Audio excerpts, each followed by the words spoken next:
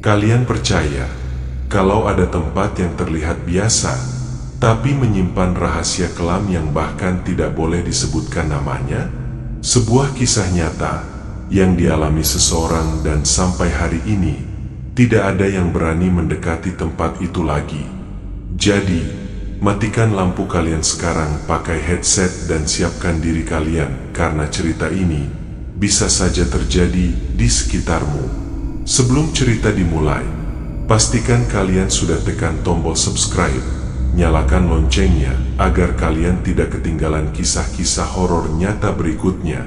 Tinggalkan komentar jika kalian pernah mengalami kejadian serupa dan tulis di bawah cerita apa yang kalian ingin dengar selanjutnya.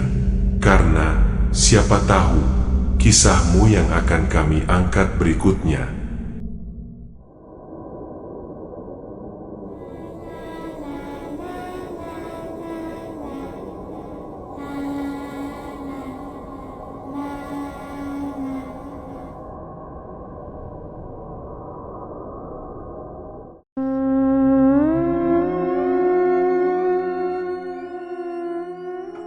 Namaku Maulana.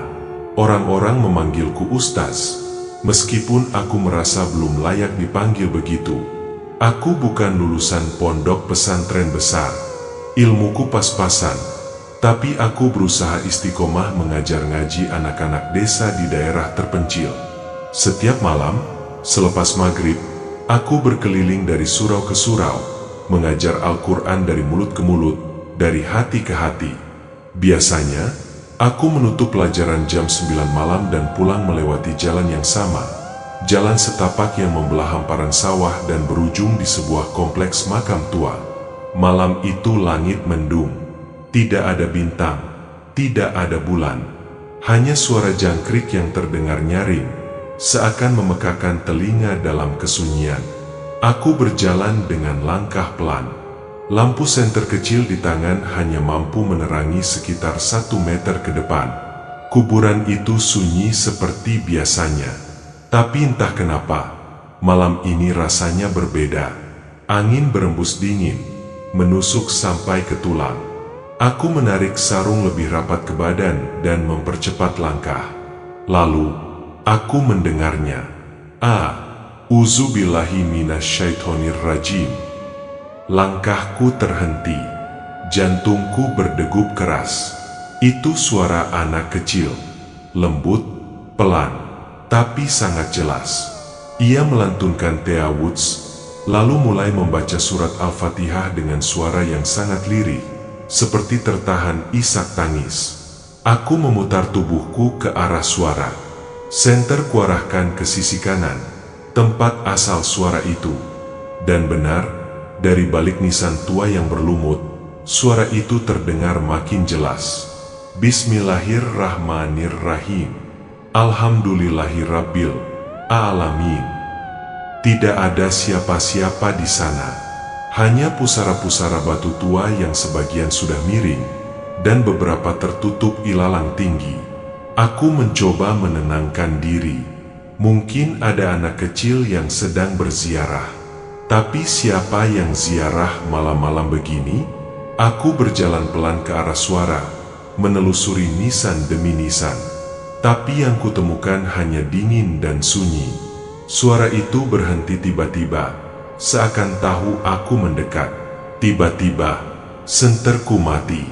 Ya Allah, bisikku pelan, menggenggam tasbih di saku. Dalam gelap itu, aku mencium bau aneh.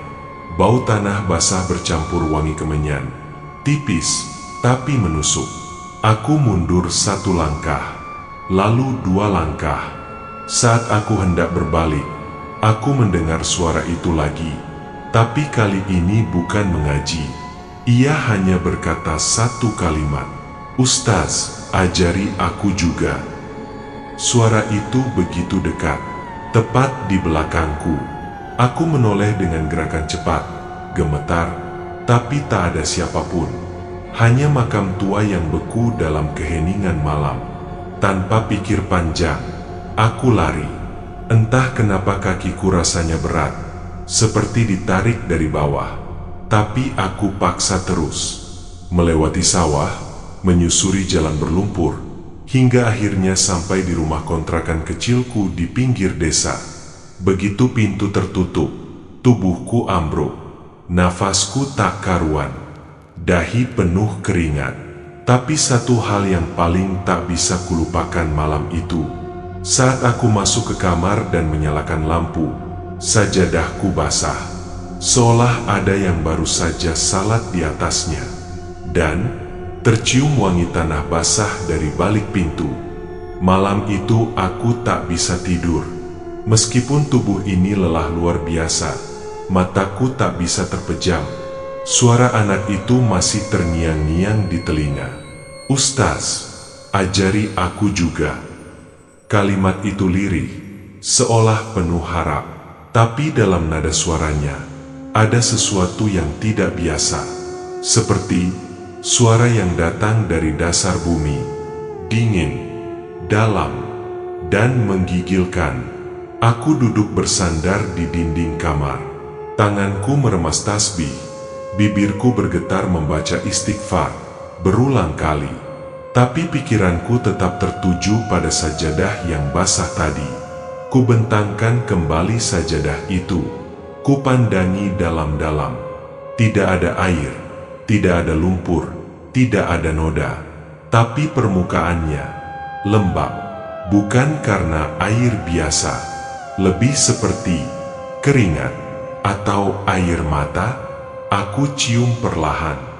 Benar, ada bau tanah basah di situ, bercampur sedikit bau besi, seperti darah. Aku ambil tisu dan coba menyerap kelembapan itu. Tapi ketika kulap bagian tengah sajadah, mataku membelalak. Ada bercak merah. Awalnya samar, lalu perlahan, semakin jelas.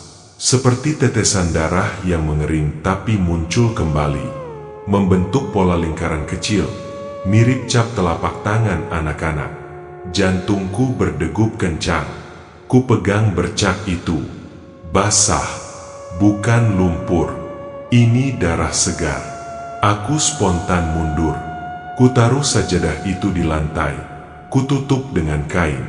Kaki dan tanganku mulai dingin. Aku berdiri, mencari air wudhu lagi, berharap bisa menenangkan diri. Tapi saat keluar dari kamar mandi, kulihat sesuatu yang membuat tubuhku hampir jatuh. Sajadah itu sudah terlipat rapi, padahal tadi kutinggalkan terbentang. Dan di atasnya, ada mushaf kecil, bukan milikku. Aku tak pernah memilikinya. Kukira itu Al-Quran biasa. Tapi saat kubuka lembar pertama, huruf-huruf di dalamnya bukan huruf Arab yang kukenal. Mirip huruf hijaiyah, tapi terbalik dan seperti tercoret. Beberapa ayatnya seperti menyatu, tak ada jeda, dan disusun acak. Aku yang biasa membaca Al-Quran langsung merasa pusing saat menatapnya. Saat kusentuh halaman kedua, mushaf itu bergerak sendiri. Daun halamannya membalik cepat, lalu berhenti di satu halaman. Ada tulisan besar, merah seperti tinta darah. "Ajarkan aku." Aku terduduk lemas. Siapa yang menulis ini? Siapa yang ingin diajari? Aku segera mengambil mushaf itu, membungkusnya dengan kantong plastik, dan menaruhnya di lemari tertutup. Malam itu aku tidak salat. Aku terlalu takut. Kupaksa tubuh ini untuk rebah, mencoba tidur. Tapi sebelum aku benar-benar terlelap, ada suara lembut yang berbisik di telingaku. "Ustaz, aku dulu juga pernah ngaji, tapi belum hatam." Aku terlonjak bangun. Ruangan kosong, gelap. Tapi dari arah lemari, terdengar suara halaman kertas dibalik sendiri. Dan sajadahku basah lagi. Malam-malam berikutnya terasa seperti hidup dalam dua dunia. Di siang hari, aku masih mengajar seperti biasa. Anak-anak datang ke surau dengan wajah polos dan penuh semangat. Tapi ketika malam tiba, rumahku bukan lagi tempat tinggal, melainkan persinggahan sesuatu yang tak bisa kulihat. tapi bisa kurasa. Setiap malam sajadahku basah. Mushaf aneh yang kusimpan di lemari, meskipun sudah kubungkus 3 lapis plastik dan kutindih dengan kitab kuning, selalu saja terdengar seperti di balik-balik halamannya. Bau tanah basah kini menetap di rumahku. Dan malam itu, aku bermimpi. Dalam mimpi itu, aku berada di tengah hamparan tanah lapang. Sekelilingku gelap, seolah malam telah memakan segala warna. Hanya ada satu cahaya kecil, sebatang lilin, yang menyala di dekat sebuah makam tua yang tak berpagar dan tak berjirat. Aku mendekat. Di dekat makam itu, duduk seorang anak laki-laki kecil. Umurnya mungkin sekitar 8 atau 9 tahun. Tubuhnya kurus, punggungnya membelakangiku. Ia duduk bersila sambil memegang sebuah mushaf kecil. Tapi, wajahnya tertutup kain putih. Kain itu seperti kafan, terikat di bagian atas kepalanya. Tak ada celah untuk melihat wajahnya. Tangannya kecil dan gemetar, tapi suara bacaannya begitu jelas. Ar-Rahman, Allamal Quran, Halakal Insan. Suara itu serak, kadang seperti tercekat oleh tangis, tapi tetap melanjutkan bacaan surat Ar-Rahman itu dengan khusyuk. Aku mendekat pelan, ingin menanyainya, tapi sebelum aku sempat membuka mulut, anak itu berhenti membaca. Ia memutar badannya perlahan ke arahku, masih dengan wajah yang tertutup kafan, dan berkata, "Ustaz, aku belum sempat tamat ngaji. Aku dikubur sebelum hatam." Aku tercekat. Suaranya bukan seperti anak kecil biasa, dalam dan menggema, seperti berasal dari perut bumi. Aku ingin bertanya siapa dia, tapi tenggorokanku keluh. Tiba-tiba, angin kencang berhembus. Lilin padam, gelap. Lalu dari arah tanah, aku mendengar suara gerakan, seperti sesuatu merangkak keluar dari dalam makam. Aku menoleh ke belakang. Ada puluhan tangan kecil mencuat dari tanah. Tangannya penuh tanah dan darah, seperti tangan anak-anak yang dikubur hidup-hidup dan berusaha keluar. Aku ingin lari, tapi tanah di bawahku mencengkeram kakiku. Tangan-tangan itu menarikku perlahan. Dan saat aku menjerit dalam mimpi, anak kecil tadi membisikkan satu kalimat, "Kalau kau tak ajari aku, kau akan menggantikanku." Aku terbangun dengan teriakan keras. Keringat dingin membasahi tubuhku. Nafas memburu. Kupikir itu hanya mimpi buruk.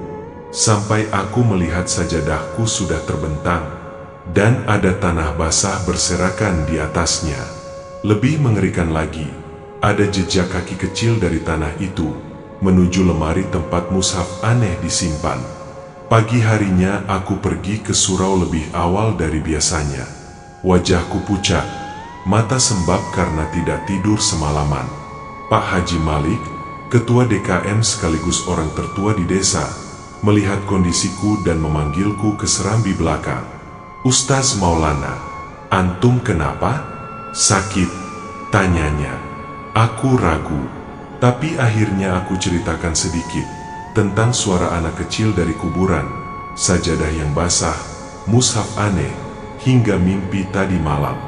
Aku tidak berharap dia percaya, tapi wajah Pak Haji berubah pucat ketika aku menyebut bagian, "Aku belum sempat tamat ngaji, aku dikubur sebelum hatam." Pak Haji terdiam lama, tangannya bergetar saat memegang gelas teh. "Ustaz," katanya pelan, "ada satu makam tua di ujung kompleks pemakaman, yang sudah lama kami hindari. Dulu, waktu zaman saya masih muda, ada kejadian. Aku menunggu, anak laki-laki, umur 8 tahun. Namanya Ramzi, pandai ngaji, suaranya bagus sekali. Tapi waktu itu, dia sering kerasukan. Setiap selesai ngaji, dia suka bicara sendiri, kadang menangis, kadang ketawa, kadang tubuhnya kejang-kejang. Kami pikir itu gangguan jin, Lalu, suatu malam, Ramzi hilang. Ditemukan 2 hari kemudian, meninggal di sawah, dekat kuburan tempat Ustaz dengar suara itu. Tapi waktu jenazahnya dikubur, anehnya, malam itu warga dengar suara ngaji dari dalam tanah. Jantungku berdetak cepat. Sejak saat itu, lanjut Pak Haji, makamnya tak pernah dikunjungi. Ibunya pindah desa. Tak ada yang berani baca doa di sana. Kami sebut itu kuburan gelap. Doa-doa yang dikirim ke situ, katanya tak sampai. Aku diam. Tubuhku menggigil. Ustaz, Pak Haji menatapku serius. Kalau betul Ramzi datang lagi, mungkin dia butuh diselesaikan. Dia belum tuntas, belum tamat ngajinya, dan mungkin menunggu antum. Malam itu, setelah Isya, aku putuskan untuk salat dan berdoa sebanyak-banyaknya. Kususun niat, kuambil wudhu, dan kusiapkan sajadah. Meskipun sejak beberapa hari ini sajadah itu selalu menjadi sumber ketakutan. Aku membaca surah Yasin, lalu tahlil. Setelah itu, aku membaca surat Ar-Rahman, surat yang dibaca Ramzi dalam mimpiku. Suaraku bergetar, tapi kupaksakan untuk terus membaca. Selesai baca, aku berkata dengan suara lirih, Ramzi, kalau kau benar butuh bimbingan, datanglah dalam mimpiku lagi. Tapi jangan ganggu rumah ini. Jangan sentuh sajadahku. Jangan buat aku takut. Kalau kau ingin belajar, datang sebagai murid, bukan sebagai hantu. Tak ada jawaban. Rumah sunyi. Tapi ketika aku beranjak ke kamar tidur, lampu tiba-tiba mati sendiri. Dalam gelap itu, aku mendengar suara seperti anak kecil membaca dengan terbata. Alif, Ba, Tea, Teesa. Hatiku mencelos. Itu suara dari dalam lemari tempat mushaf aneh itu kusembunyikan. Dan ketika kutarik pintunya dengan tangan gemetar, mushaf itu terbuka sendiri. Di halaman tengah, huruf-huruf aneh tadi perlahan berubah menjadi huruf hijaiyah yang rapi. Seolah ada yang sedang belajar dari balik dunia lain. Sudah 5 malam berlalu sejak aku bermimpi tentang Ramzi. Setiap malam, mushaf itu menunjukkan perubahan. Huruf-huruf aneh yang tadinya tak bisa dibaca mulai berganti menjadi ayat-ayat yang jelas, teratur. Seolah ada tangan gaib yang menyalin huruf-huruf itu dengan niat menyempurnakan bacaan. Dan malam ini, aku merasa harus menyudahi semua ini. Bukan dengan lari, tapi dengan cara yang seharusnya. Mengajarkannya, meski dia bukan lagi manusia. Aku buat pengumuman kecil ke anak-anak ngaji. Nanti malam, kita akan adakan mabit di surau. Menginap, kita hatamkan tilawah, dan yang sudah siap bisa tadarus hingga subuh. Anak-anak semangat, tak tahu bahwa niat utamaku bukan sekadar mabit, tapi menuntaskan janji yang tertunda selama puluhan tahun. Malam itu, belasan anak sudah datang. Kami makan bersama, sholat berjamaah, dan mulai tadarus dalam kelompok kecil. Aku mengarahkan salah satu kelompok, sementara 2 santri senior memimpin kelompok lainnya. Waktu menunjukkan pukul 23 saat semua mulai letih. Beberapa anak sudah tertidur di sudut surau, ada yang masih setengah membaca, ada yang mulai mengantuk berat. Tapi aku tetap duduk di tempat imam, menunggu, dan tepat jam 12 malam, angin dingin menerpa dari arah mimbar. Jendela surau tertutup rapat, tapi tirai di dalam mulai bergoyang perlahan. Lalu, terdengar suara, bukan dari anak-anak, tapi dari pengeras suara masjid yang tak sedang aktif. Alif, Ba, Tea, Teesa, Jaa, Haa. Anak-anak yang belum tertidur saling menoleh. Salah satu dari mereka, Raffi, menggenggam bajuku. Ustaz, itu siapa yang ngaji? Aku berdiri perlahan. Jantungku berdebar. Aku tahu suara itu. Suara Ramzi. Pelan, kecil, tapi jelas. Kupandangi arah mimbar. Kosong. Lalu tiba-tiba, salah satu anak menjerit. Namanya Dani. Ustaz, ada anak kecil di luar jendela. Dia ngaji sambil berdiri, tapi kakinya nggak nyentuh tanah. Semua anak langsung berlari mendekatiku. Beberapa menangis. Aku menahan mereka agar tetap di dalam. Aku sendiri melangkah ke jendela. Dan di balik kaca, kulihat sosok Ramzi. Wajahnya pucat, matanya kosong. Mulutnya bergerak cepat melafalkan huruf-huruf hijaiyah. Tapi ada darah menetes dari bawah dagunya. Kain kafan yang menutup sebagian wajahnya kini sudah sobek di bagian mata. Dan ketika aku membuka pintu surau, dia menghilang. Hanya meninggalkan jejak kaki kecil dari tanah basah. Seperti biasa, tanah kuburan. Malam itu, aku tak tidur. Aku duduk bersila di depan sajadah yang kini sudah mengering. Mushaf aneh itu kubuka, dan halaman terakhirnya sudah tertulis lengkap, Surat An-Nas. Tanda bahwa mushaf itu kini sudah hatam. Lalu di halaman paling akhir, tertulis kalimat dengan tulisan miring. Terima kasih, Ustaz. Aku bisa pulang sekarang. Tanganku gemetar. Air mataku jatuh. Seketika itu juga, mushaf itu perlahan terbakar dari ujungnya. Tanpa api, tanpa suara. Hanya seperti debu yang mengering, lalu hilang tertiup angin. Dan malam itu menjadi malam terakhir suara mengaji dari arah kuburan. Pagi harinya, aku tertidur di surau hanya sebentar, sekitar 1 jam sebelum subuh. Tubuhku lelah, tapi hati terasa ringan. Seolah ada beban yang akhirnya terlepas setelah bermalam bersama suara-suara dari dunia yang berbeda. Namun, kedamaian itu tidak berlangsung lama. Sekitar pukul 7 pagi, seorang warga berlari ke surau sambil teriak-teriak, "Pak Ustaz! Pak Ustaz! Kuburan di pojokan, kebuka sendiri." Aku bangkit dengan jantung yang langsung berdegup cepat. Tanpa mandi, aku langsung menyusul warga yang mulai berkumpul di kompleks pemakaman desa. Udara pagi terasa lebih dingin dari biasanya. Kabut masih menggantung tipis di antara nisan-nisan tua. Dan benar saja, di ujung pemakaman, satu liang telah menganga. Makam itu berada di pojok, dekat pohon beringin kecil yang sudah jarang dikunjungi orang.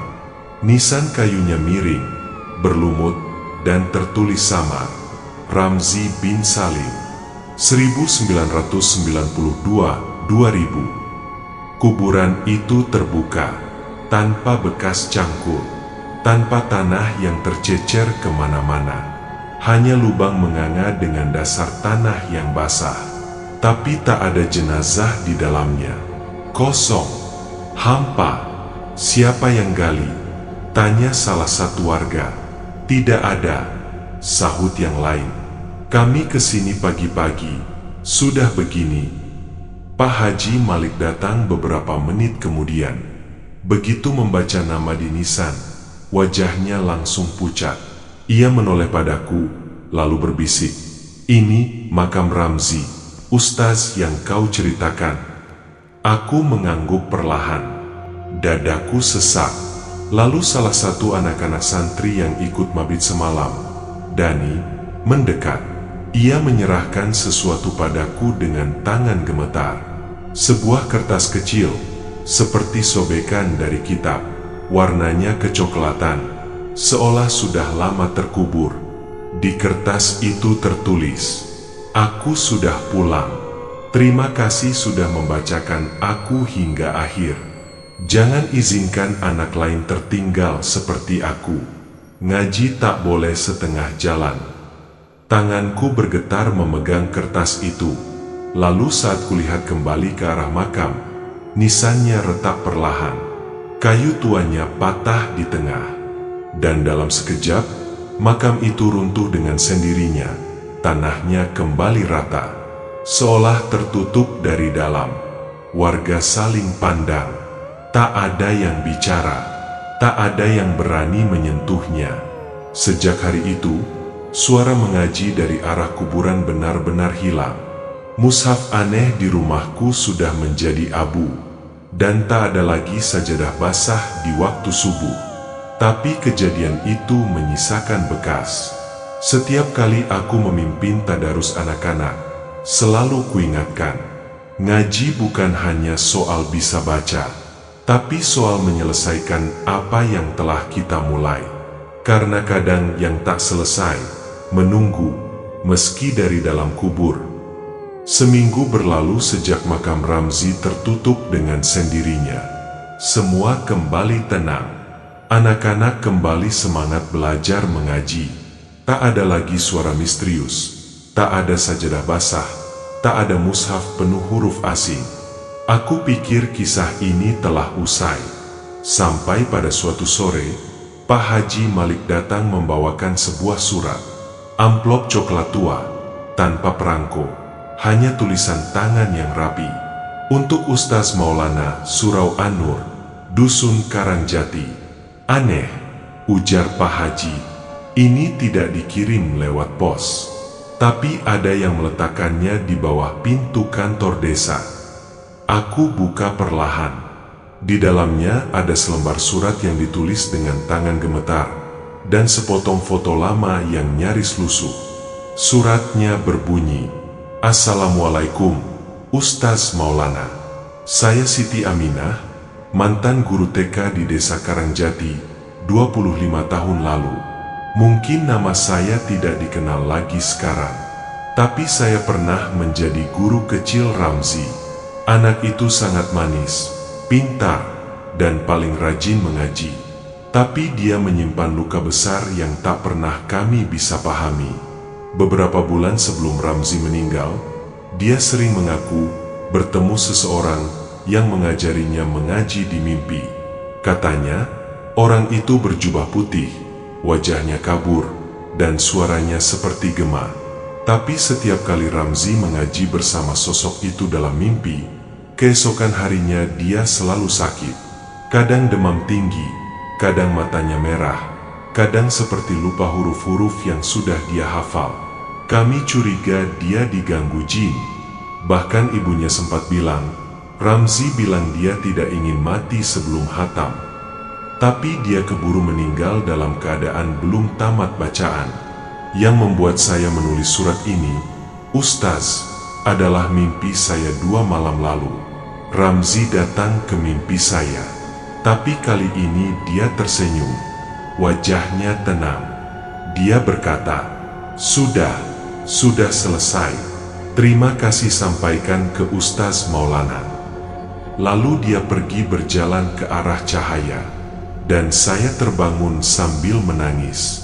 Saya tidak tahu siapa Anda sebelumnya, tapi saya yakin Allah mempertemukan Anda dengan Ramzi untuk satu alasan, menuntaskan yang tak selesai. Aku menatap foto yang disertakan. Sebuah gambar kelas TK, penuh anak kecil dengan seragam putih. Di baris paling depan, duduk seorang anak lelaki dengan senyum kecil dan mata sendu. Di bagian belakang foto tertulis, Ramzi bin Salim, TKB, 1998. Tanganku gemetar memegang foto itu, bukan karena takut, tapi karena di pojok kanan bawah, ada sesuatu yang membuat tengkukku merinding. Bayangan hitam berdiri di belakang Ramzi, tinggi, tidak berbentuk jelas, seperti bayang-bayang yang tak seharusnya ada di sana. Malam itu aku duduk di depan sajadah lebih lama dari biasanya. Kupandangi foto itu lama, lalu kubakar perlahan. Bukan karena ingin melupakan, tapi karena aku tahu ada batas antara dunia ini dan yang di sebelah sana. Dan batas itu tak boleh dibuka terlalu lama. Desa Karangjati mengadakan musabakah tilawatil Quran, MTQ, tingkat kecamatan. Aku diminta menjadi salah satu dewan juri.